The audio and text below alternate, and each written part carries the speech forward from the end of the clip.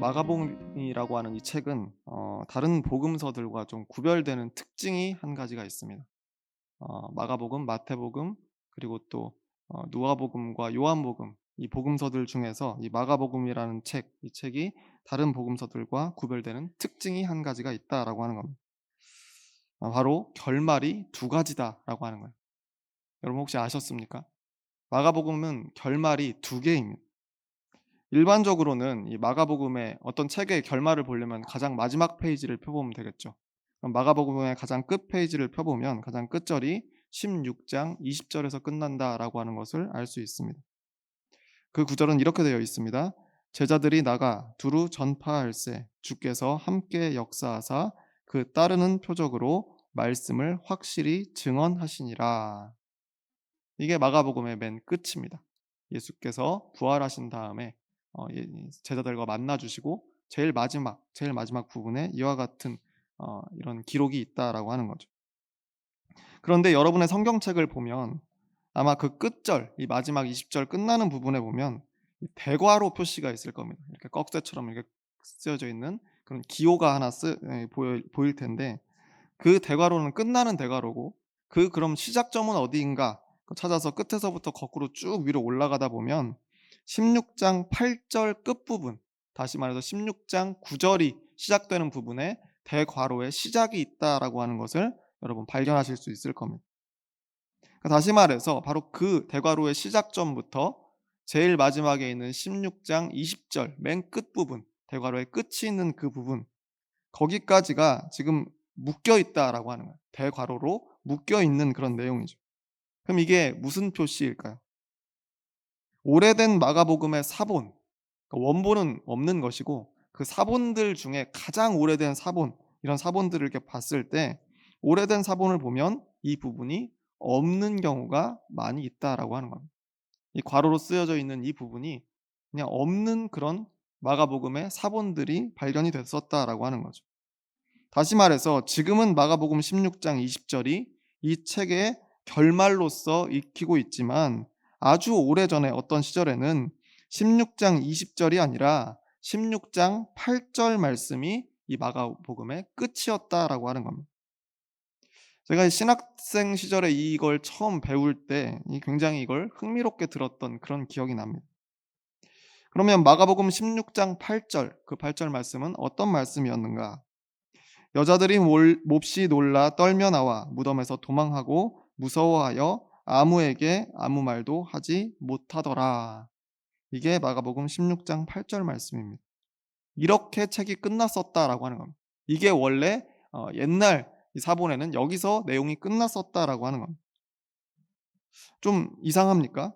맨 끝이 아무에게 아무 말도 못하더라라고 끝났으니까 좀 이상하시지 않나요? 예수님께서 부활하시던 그날 아침에 여인들이 그 무덤에 아무도 없다라고 하는 것을 목격한 다음에 천사를 만난 직후에 너무 놀랐죠. 놀라서 결국엔 아무에게 아무 말도 하지 못했다. 이게 이 모든 이야기의 끝이었다라고 하는 겁니다. 어떻게 보면 좀 허무할 수 있는 그런 결말이기 때문에 이후에 16장 9절부터 20절까지의 내용이 보완되면서 이렇게 들어온 것이 아닌가라고 하는 생각이 들 정도입니다. 그만큼 아무에게 아무 말도 하지 못했다로 이야기를 끊는다는 것이 조금 어색했다라고 하는 거죠.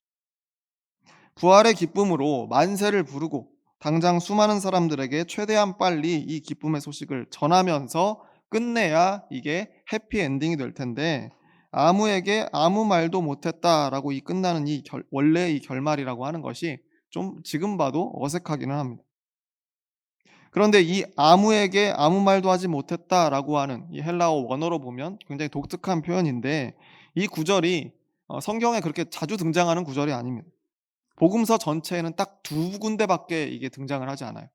성경 전체로 봐도 세 군데 정도밖에 없는데 그중에 두 군데가 이 마가복음 안에 있습니다. 그래서 오늘 방금 우리가 읽었던 마가복음의 옛날 끝절 16장 8절에 한번 나오고, 또 앞에서 한번 나오는데 어디서 나오냐면 마가복음 1장 44절에서 나옵니다. 마가복음 1장 44절 이렇게 되어 있습니다. 이르시되 삼가 아무에게 아무 말도 하지 말고 가서 내 몸을 제사장에게 보이고 내가 깨끗하게 되었으니 모세가 명한 것을 드려 그들에게 입증하라 하셨더라. 이 구절이 마가복음 1장 44절에 있습니다. 여기에 한번 나옵니다. 아무에게 아무 말도 하지 말고.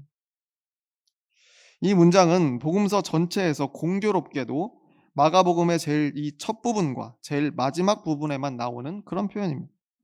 여기서는 예수님이 직접 하신 명령으로 이 마가복음 1장에는 그렇게 되어 있습니다. 이 말씀을 듣는 사람은 한 나병 환자였습니다. 오늘 본문이었던 마가복음 1장 40절 말씀이 이렇게 되어 있습니다.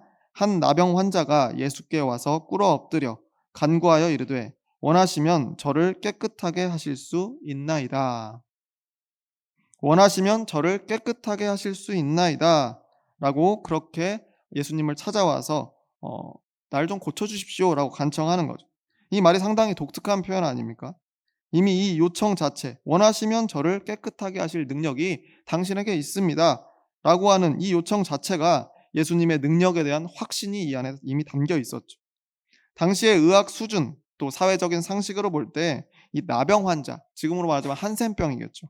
그 한센병 환자를 낫게 하고 회복시킬 수 있는 방법이나 그런 사람은 세상에 존재하지 않았습니다. 의사도 불가능했고 제사장이나 예언자도 그런 능력은 부여받지 못했습니다. 왕도 불가능했죠. 그런데 이 이름 모를 나병 환자는 예수님께서는 그가 원하시면, 그가 마음만 먹으시면 하실 수 있다라고 확신하고 있었다라고 하는 겁니다. 그런데 그 말을 들으신 예수님의 반응, 그 반응은 이 나병 환자의 기대를 한참이나 뛰어넘는 것이었습니다. 이어지는 41절 상반절 말씀에 이런 기록이 있습니다. 예수께서 불쌍히 여기사 손을 내밀어 그에게 대시며.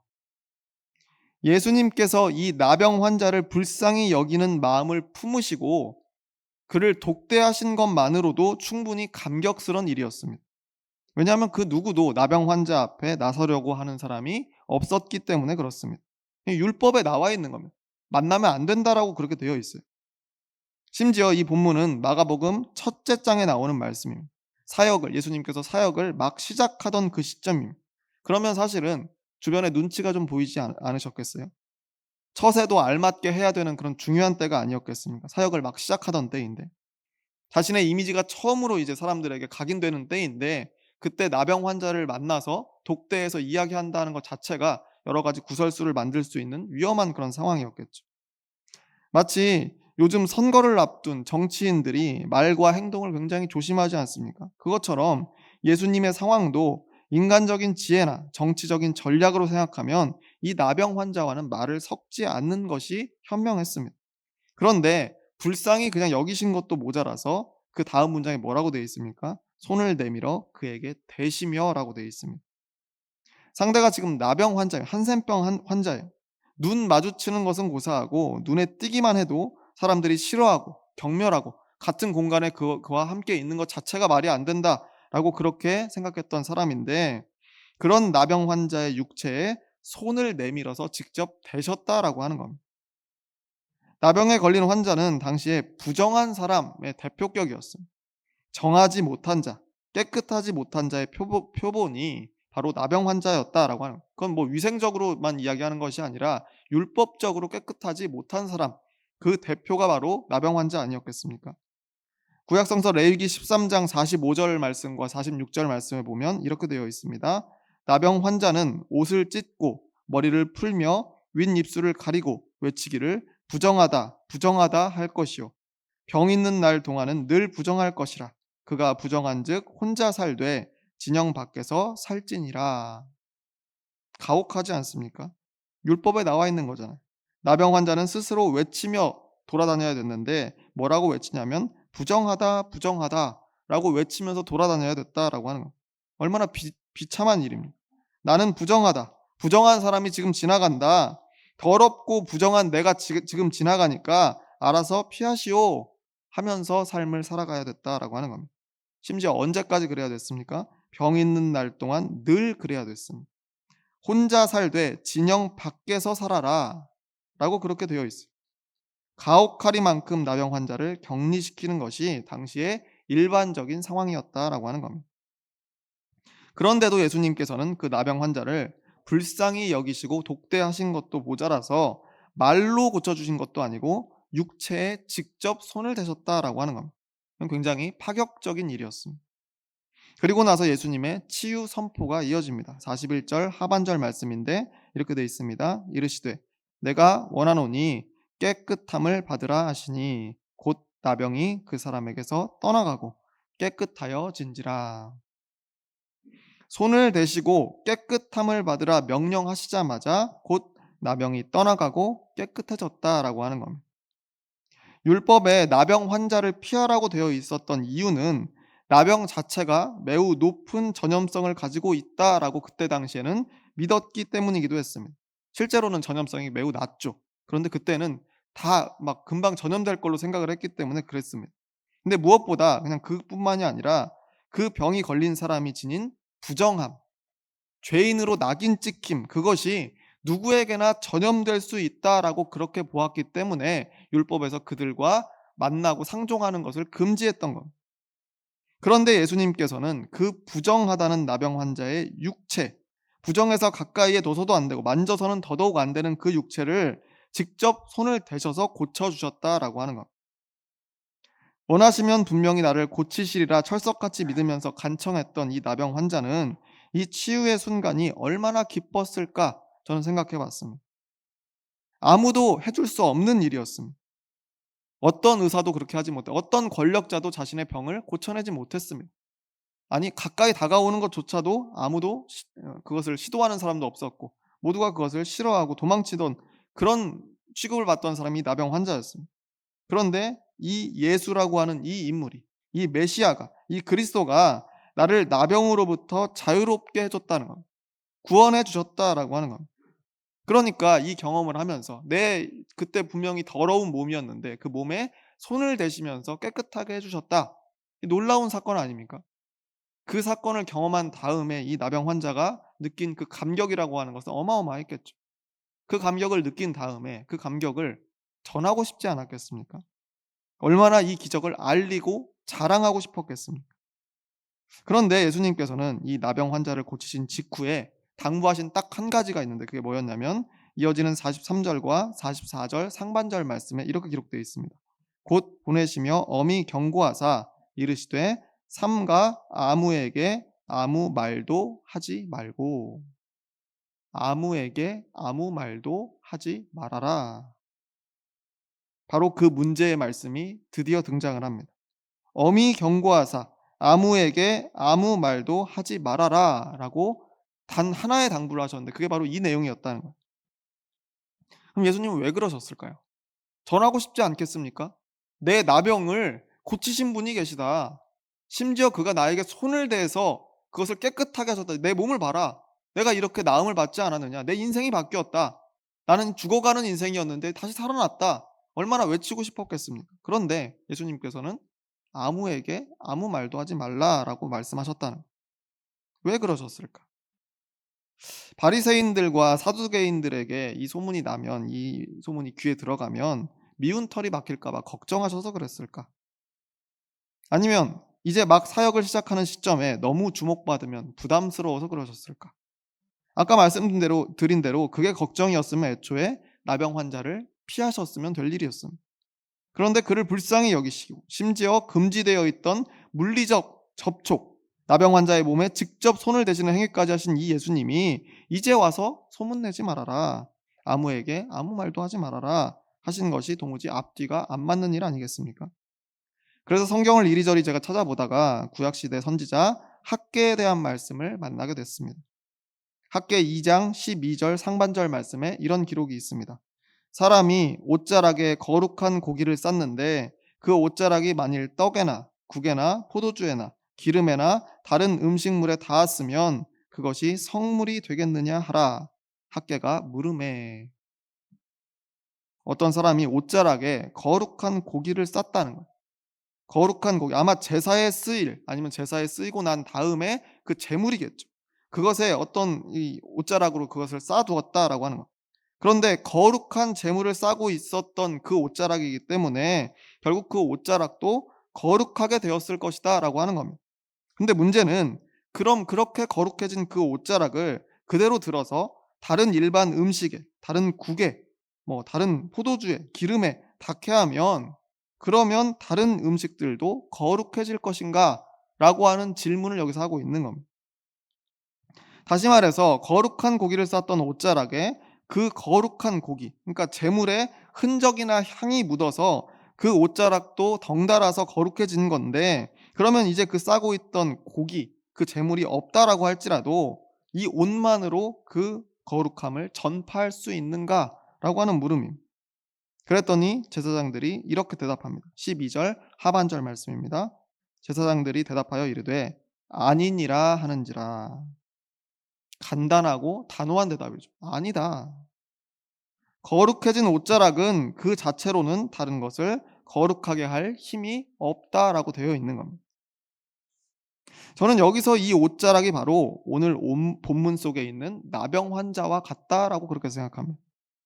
그 옷자락이 싸고 있던 거룩한 고기, 거룩한 제물, 그것을 우리는 예수님으로 볼 수 있다라고 저는 그렇게 생각하는 거예요. 거룩하지 못한 옷자락이 거룩한 제물에 닿으면서 비로소 깨끗하고 성결하게 된 것처럼 이 나병 환자도 예수님의 손길이 닿으면서 병이 낫고 부정함이 사라졌습니다. 예수님을 만나고 부정한 몸에서 깨끗하고 거룩한 몸이 되었다는 거예요. 아무도 고칠 수 없는 그 나병 환자를 상종하는 것도 금기시되어 있던 그 나병 환자였는데 무려 손을 그 몸에 직접 대어서 깨끗하게 하신 분이 예수님이었다는 거예요. 그러니까 이 사건 또한 거룩한 제물이 옷자락에 닿아서 그 옷자락도 거룩해진 그 이야기와 같다라고 그렇게 여길 수 있는 거 아니겠습니까? 문제는 그 다음에 있습니다. 그 제물을 쌌던 옷자락이 다른 음식에 닿으면 그 거룩함이 전파되는가? 학계는 그렇게 물어봤죠. 마찬가지로 그럼 예수님을 통해서 거룩해진 이 나병 환자가 다른 사람도 거룩하게 할 수 있을 것인가? 예수님께 치유받아서 구원받은 이 사람이 다른 사람에게 가서도 치유하고 구원에 이를 수 있도록 능력을 발휘할 수 있을 것인가? 그런데 아까 학계 2장에 간단한 대답이 있었습니다. 뭐라고 되어 있었습니까? 제사장들이 대답하여 이르되 아니니라. 안 된다는 거예요. 왜 안 될까? 거룩한 고기의 향과 흔적이 묻어있는 옷자락만으로는 다른 음식을 거룩하게 만들 수가 없다라고 그렇게 이야기했습니다. 그 옷자락 안에 거룩한 제물이 담겨 있지 않으면 그것이 안 된다는 거예요. 그 옷자락에 거룩한 제물이 담겨 있을 때야 비로소 거룩함이 전파되는 것이기 때문에 그렇습니다. 다시 말해서 그 거룩하게 하는 능력이 있는 근본 제물이 그 옷자락 안에 있느냐 없느냐가 중요했다라고 하는 거예요. 그래서 예수님께서는 이 비어있는 옷자락과도 같은 오늘 본문 속 나병 환자에게 아무에게 아무 말도 하지 말아라 당부하셨던 겁니다. 소문나는 것이 부담스러워서 유명해졌다가 적이 많아질까 봐 그러신 것이 아니라는 겁니다. 이 나병 환자는 예수님의 능력을 통해 치유받았습니다. 깨끗해졌어요. 그런데 아직 예수님이 어떤 분이신지 제대로 이해한 것은 아니었다라고 하는 겁니다. 물론 그가 고침받고 구원받았기 때문에 예수님을 치료자로, 구원자로 고백할 수는 있었을 겁니다. 예수님이 나를 치료해 주셨어. 그분을 만났더니 내 몸에 병이 이렇게 나았어. 라고 그렇게 고백할 수는 있겠지만 그렇다고 예수님을 제대로 알고 이해했다라고 우리는 그렇게 이야기할 수는 없습니다. 예수님을 제대로 안다라고 하는 것은 심지어 자신의 모든 것들을 다 버리고 예수님만을 따르기로 결심하고 평생을 예수님을 위해서 살아갔던 제자들조차도 제대로 해내지 못했던 매우 어려운 일 아니겠습니까? 그런데 놀라운 기적을 한번 경험했다라고 해서 하루아침에 이 사람이 어떻게 예수님의 그 길과 계획을 온전히 이해할 수 있었겠습니까? 그래서 예수님께서는 너는 나에게 치료받고 구원받았지만 너는 나를 아직 잘 모른다. 이해하지 못한다. 그러니까 아무에게 아무 말도 하지 말라라고 그렇게 당부하신 것. 그럼 이 나병 환자는 예수님의 말씀에 순종했을까요? 오늘 본문 44절부터 45절 상반절 말씀에 이렇게 기록되어 있습니다. 이르시되 삼가 아무에게 아무 말도 하지 말고 가서 내 몸을 제사장에게 보이고 내가 깨끗하게 되었으니 모세가 명한 것을 드려 그들에게 입증하라 하셨더라. 그러나 그 사람이 나가서 이 일을 많이 전파하여 널리 퍼지게 하니라고 되어 있습니다. 그 사람이 나가서 이 일을 많이 전파하며 널리 퍼지게 했다. 순종하지 않았죠. 자신만의 협소한 이해와 자기만의 시각을 가지고 자기가 경험한 치료자 예수를 설명하면서 돌아다녔다라고 하는 겁니다. 심지어 많이 전파했다라고 되어 있어요. 널리 퍼지게 했다라고 되어 있습니다. 너는 나를 아직 이해할 수 없으니 소문내는 것을 좀 자제해라라고 예수님께서 부탁하셨는데, 너는 거룩해진 옷자락이지만 그렇다고 내가 직접 다른 음식을 거룩하게 할 수는 없으니 아무에게 아무 말도 하지 말라라고 당부하셨는데, 그는 결국 많이 전파하고 널리 퍼지게 했다라고 하는 겁니다. 그럼 그 결과는 어떠했을까요? 이어지는 45절 하반절 말씀에 이런 기록이 있습니다. 그러므로 예수께서 다시는 드러나게 동네에 들어가지 못하시고 오직 바깥 한적한 곳에 계셨으나 사방에서 사람들이 그에게로 나아오더라. 다시는 드러나게 동네에 들어가지 못하셨다. 아마 예수님은 이 나병 환자의 입술을 통해 아주 용한 의사로 혹은 초능력을 가진 예언자쯤으로 소문이 났을 것이다 라고 저는 그렇게 추측합니다. 그러니까 얼마나 많은 병자들이 예수님을 찾아왔겠습니까? 여기 찾아가도 안 되고 저기 찾아가도 안 되는 모든 사람들이 다 예수라는 이름 앞에 모이지 않았겠습니까? 예수님이 치료자라고 하니까, 아주 용한 의원이다라고 이야기하니까, 대단한 유능한 의사라고 이야기를 하니까, 아무런 값도 받지 않고 나병 환자를 고쳐주신 분이라고 그렇게 소문이 나니까 수많은 사람들이 예수를 찾아왔겠죠. 그런데 예수님은 단순히 치유만을 위해서 오신 것이 아니었습니다. 그런데도 그 치유를 바라고 몰려드는 많은 사람들 때문에 마을로 들어가시지도 못했다라고 기록되어 있는 거예요. 어떻게 보면 예수님 사역에 걸림돌이 된 거죠. 심지어 너무 사람이 몰려서 마을 바깥 한적한 곳에 조용히 숨어 계셨는데도 불구하고 사방에서 사람들이 몰려왔다라고 기록되어 있는 거예요. 이게 사람들 많이 찾아와서 좋은 겁니까? 인기를 얻게 돼서 부흥한 겁니까? 제 생각에는 이것은 오늘 본문을 읽는 맥락에서 볼 때는 긍정적인 의미로 읽히기보다는 부정적인 의미로 읽힙니다. 마치 예수님이 사역을 하기에 굉장히 곤란해지신 것 같은 그런 느낌을 이 문장에서 받습니다. 사역에 난감한 상황이 생긴 것 같다는 그런 느낌을 받게 되는 거죠. 이 뒤에 바로 이어지는 이야기가 우리가 잘 아는 가버나움의 어떤 집에서 지붕을 뚫고 중풍병자를 침상째로 내렸던 그 사건이 바로 이어집니다.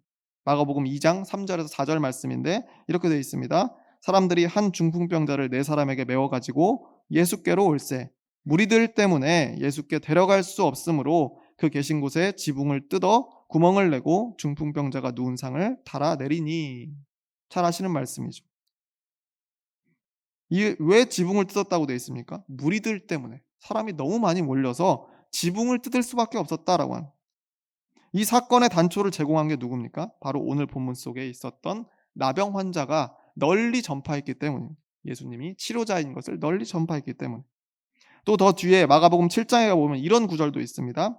마가복음 7장 24절인데 예수께서 일어나사 거기를 떠나 두로 지방으로 가서 한 집에 들어가 아무도 모르게 하시려 하나 숨길 수 없더라. 왜 예수님께서 아무도 모르게 하시려고 했을까요? 만약에 몰려드는 많은 사람들이 전부 예수님의 말씀을 진지하게 듣고 그의 하나님 나라 선포를 고대하며 몰려드는 것이었다라고 한다면 예수님이 왜 자신을 숨기려고 하셨겠습니까? 몰려드는 사람들 대부분은 예수님을 단순히 치료자로 생각하는 사람들이었다라고 하는 겁니다. 예수님에 대한 편협한 증언과 소문들, 물론 나쁜 소문은 아니죠. 거짓말도 아니었어요. 불치병을 치유하고 부정한 사람을 깨끗하게 하고 거룩하게 구원했다라고 하는 그런 소문들, 좋은 소문이죠. 그런데 이것은 예수님을 제대로 이해하지 못한 사람들의 입에서 나오는 단편적인 증언들에 불과했습니다. 그래서 이것 때문에 예수님의 사역이 오히려 방해받았다라고 하는 겁니다. 저는 오늘 이 말씀들을 읽으면서 그럼 나는 지금까지 어떠했나라고 하는 그런 반성하는 그런 계기가 됐습니다.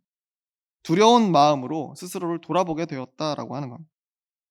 특히 매주 설교를 해야 하는 설교자로서 그런 삶의 자리에 있으면서 이 강대상 위에서 내가 전한 예수님에 관한 소문들이 과연 예수님을 얼마나 제대로 표현하고 있었을까 걱정이 찾아왔습니다. 물론 저도 예수님께 구원받은 사람이죠. 구원의 경험이 있습니다. 예수님 덕에 인생이 바뀐 사람인 것은 자신 있게 어디 가서도 외칠 수 있습니다. 그런데 그것은 오늘 본문 속에 있었던 나병 환자도 똑같은 거 아닙니까? 구원받은 것, 그것은 누구나 같습니다. 지금 여기에 모인 우리 모두가 예수님의 구원을 경험한 사람들입니다.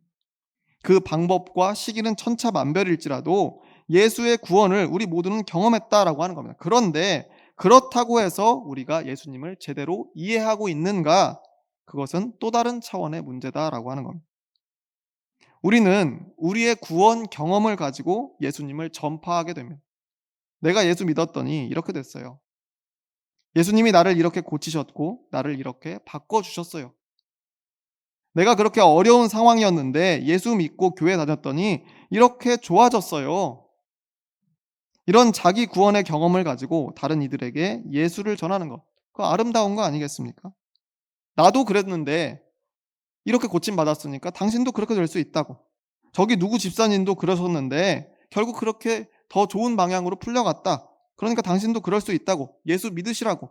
그렇게 우리의 경험을 바탕으로 예수를 전하는 것이 당연하다라고 그렇게 생각하면서 지금까지 살아왔습니다. 그런데 오늘 본문 말씀 속 예수님의 음성은 이르시되 삼가 아무에게 아무 말도 하지 말아라라고 말씀하셨다. 예수님을 전파하지 말라는 말씀이 아니라 예수를 말하기 전에 그가 어떤 분이신지를 더 많이 배우고 깨달으라라고 강조하시는 말씀 아니겠습니까?